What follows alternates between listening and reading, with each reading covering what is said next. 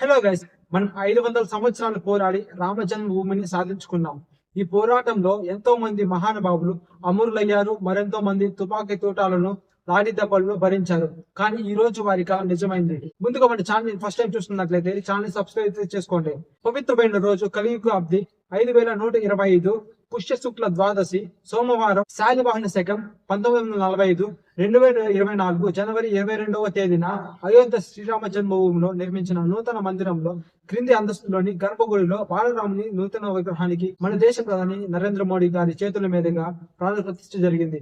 ఇక శ్రీరామ జన్మభూమి భవ్య మందిరం వివరాల్లోకి వెళ్తే, శ్రీరామ జన్మభూమి భవ్య మందిరాన్ని పరంపరాగతమైన నాగర శైలిలో నిర్మిస్తున్నారు. శ్రీరామ జన్మభూమి భవ్య మందిరం పొడవు 380 అడుగులు కాగా వెడల్పు 250 అడుగులు మరియు ఎత్తు 161 అడుగులుగా చెప్పొచ్చు. 3 అంతస్తుల మందిరంలో ఒక్కో అంతస్తు 20 అడుగులు ఎత్తును, మొత్తం 392 స్తంభాలను, 44 ద్వారాలను కలిగి ఉంటుంది. క్రింది అంతస్తులోని గర్భగుడిలో భగవాన్ బాలరాముని విగ్రహాన్ని, మొదటి అంతస్తులో గర్భగుడిలో శ్రీరామ దర్బారు ఉంటాయి. శ్రీరామ దర్బార్లో సీత, రామ, లక్ష్మణ, భర్త, శత్రుఘ్న, హనుమాన్ సహిత విగ్రహాలు ఉంటాయి. శ్రీరామ జన్మభూమి భవ్య మందిరంలో మొత్తం 5 మంటపాలు ఉంటాయి. ఈ 5 మంటపాలలో నృత్య మండపం, రంగ మండపం, సభా మండపం, ప్రార్థనా మండపం, సంగీత మండపం ఉంటాయి. మందిర స్తంభాలు మరియు గోడలపై దేవీ దేవతల వివిధ రూపాలు ఉంటాయి.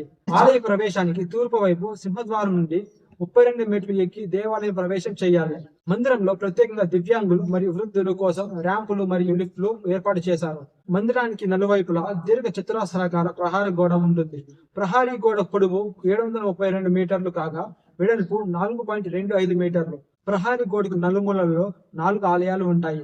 వాటిలో సూర్యాలయం, శివాలయం, గణపతి ఆలయం, భగవతీదేవి ఆలయాలు నిర్మించారు.